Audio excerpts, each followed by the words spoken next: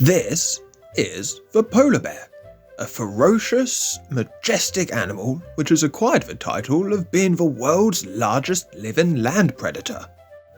For quite some time now, I've been hearing an awful lot about how polar bears are on the brink of extinction due to global warming among other reasons, which isn't an idea which I get particularly excited about. But recently, I watched a video by popular adventurer and wildlife expert, Forrest Gallant. I do like this Forrest chap, but he is by no means my favourite adventurer. That title would have to go to this guy. Wonderful. Where was I? Ah yes. Forrest was off adventuring around the world spectating polar bears. And the bears seemed happy enough hanging around in the greenery. I, for one, was very much under the impression that polar bears had to live around ice. And I would have to put this down to me, number one, being a little bit thick, and number two, David Attenborough scaring us about global warming. There's nowhere for them to hide in order to creep up on a seal. Which, for full disclosure, I am on board with, by the way. But it got me wondering whether polar bears were actually in as much trouble as I thought. And if polar bears are happy to move to greener surroundings, how would that change them? And what would polar bears look like 1,000,000 years from now?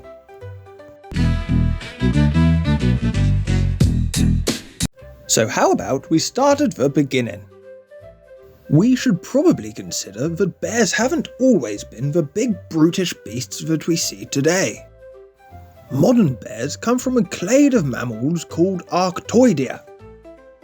Other members of the Arctoidea clade would be raccoons, skunks, seals, sea lions, and many others. But just for the moment, how about we concentrate on the bears? There are a great deal of similarities between the polar bear and its other close relatives, such as the grizzly. But let's take a quick look to see what makes the polar bear stand out from the rest. They have small ears to help prevent heat loss, narrow, streamlined heads to help with efficient swimming, transparent fur which appears white to help them stay unseen in the snow, and polar bears are the only member of a bear family to be completely carnivorous, which means the only defense against a polar bear is to get the bloody hell out of there. Or you could of course shoot it in the face. I prefer the former. But once again, back to the point.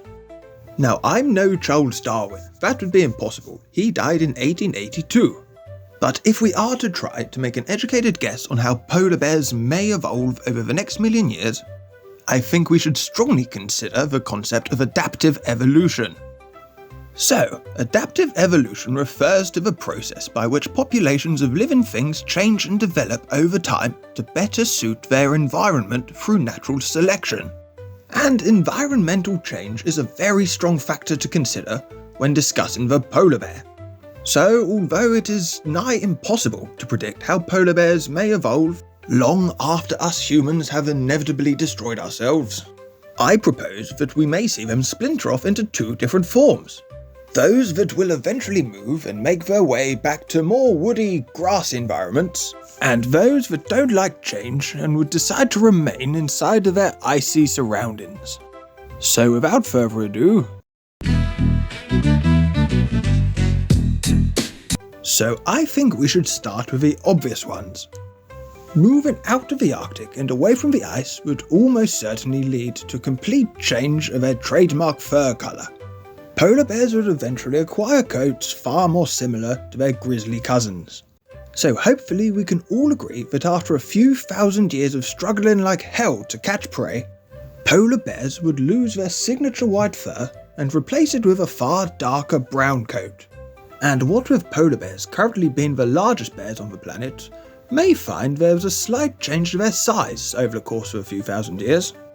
And there's a few reasons as to why. First off would be because of Bergmann's rule, or Bergmann's law.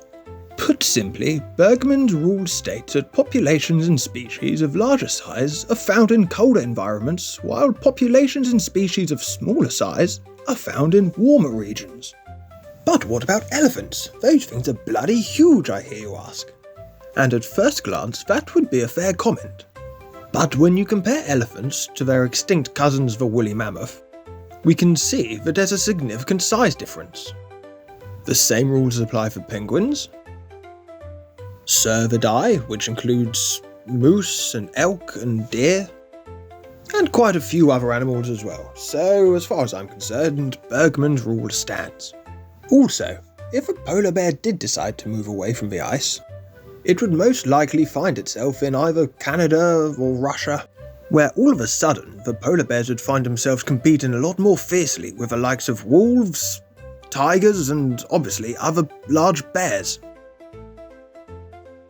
So the polar bears would rather quickly have to become more accustomed to eating roots and fruits, much like their cousins. But I digress. When I first started thinking about this question, I thought that the polar bears were going to become brown and stay humongous and become the new world's biggest brown bear, similar to the short-faced bear of old. But taking into consideration the change of surroundings, the change of temperature, more fierce competition, and a drastic change of diet, I think it's more likely that polar bears will have to get smaller, sneakier, and will probably end up looking a lot more like large badgers or weasels, because they would struggle to compete for big game against the other large predators that are already perfectly accustomed to these sorts of surroundings. And the smaller, sneakier polar bears will probably be the ones who are better at passing on their genes to the next generation. So, there we go. Polar bears in the forest would end up turning into big freaking raccoons. Who'd have thought it? Well, this guy, of course. He's great. But unfortunately for you, that's not all, because now we're going to look at... I will keep this short and sweet, shall I? I'm sure you're probably bored already.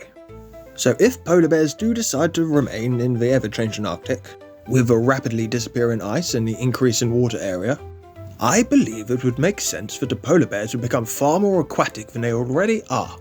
So we would have to hope and think that the polar bears would eventually acquire the taste for fish, rather than big blubbery mammals.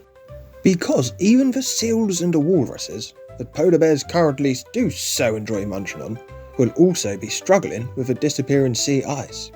So let's wrap this thing up, shall we?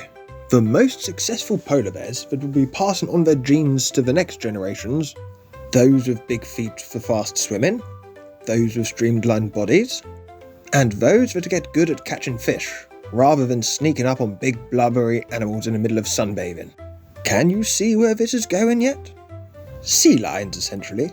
Polar bears in a million years are going to turn into big, aggressive sea lions. They probably won't get as massive as elephant seals, but they will be pretty bloody big and they will have pretty large friggin' teeth. So there we go. I was rambling a bit, so I decided to cut the end of it short. But that is what I think polar bears will look like a million years from now. If you didn't hate this too much and you didn't find me too irritating, a like or a sub would be thoroughly appreciated because this took far more effort and far more time than I'd originally anticipated. I have got started on a new one about, let's just say one of our cousins, but it's not for chimpanzee. But anyway, it's been a pleasure. Ta-ta and farewell.